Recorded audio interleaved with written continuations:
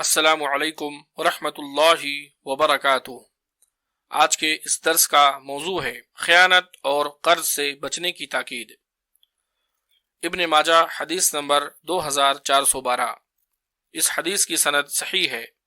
سیدنا ثوبان رضی اللہ عنہ جو کہ رسول اللہ صلی اللہ علیہ وسلم کے غلام ہیں سے روایت ہے، وہ بیان کرتے ہیں کہ رسول اللہ صلی اللہ علیہ وسلم نے فرمایا، جو روح جسم سے جدا ہوئی اور وہ 3 چیزوں سے بری تھی تو وہ جنت میں داخل ہوگی۔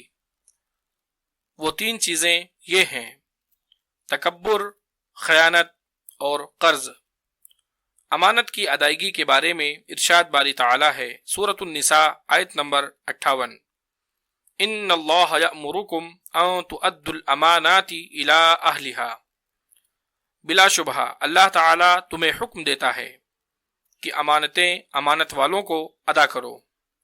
حضرت ابو ہریرہ رضی اللہ تعالی عنہ سے روایت ہے، وہ بیان کرتے ہیں کہ رسول اللہ صلی اللہ علیہ وسلم نے فرمایا، بخاری حدیث نمبر 33 میں، کہ منافق کی 3 نشانیاں ہیں۔ نمبر 1، جب وہ بات کرے تو جھوٹ بولے۔ نمبر 2، جب وہ وعدہ کرے تو اس کی خلاف ورزی کرے۔ اور نمبر 3، جب اس کے پاس امانت رکھی جائے تو اس کی خیانت کرے۔ اور دوسری روایت میں ہے، مسلم حدیث نمبر 59 میں، کہ اگرچہ وہ روزے رکھے اور نماز پڑھے اور گمان کرے کہ وہ مسلمان ہے، پھر بھی وہ منافق ہے۔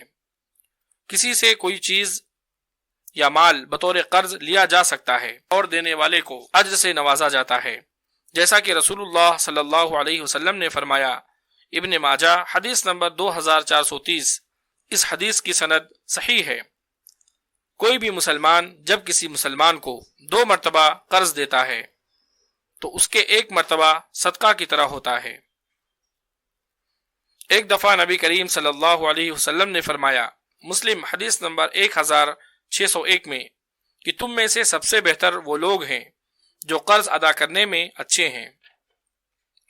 قرض لینا اور دینا اگرچہ جائز ہے، لیکن رسول اللہ صلی اللہ علیہ وسلم اس سے پناہ مانگا کرتے تھے، جیسا کہ آپ صلی اللہ علیہ وسلم تشہد میں یہ دعا پڑھا کرتے تھے۔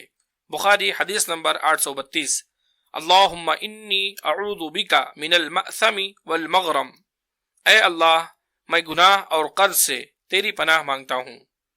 کسی نے آپ صلی اللہ علیہ وسلم سے سوال کیا کہ اے اللہ کے رسول صلی اللہ علیہ وسلم، آپ اس قدر قرض سے پناہ کیوں طلب کرتے ہیں؟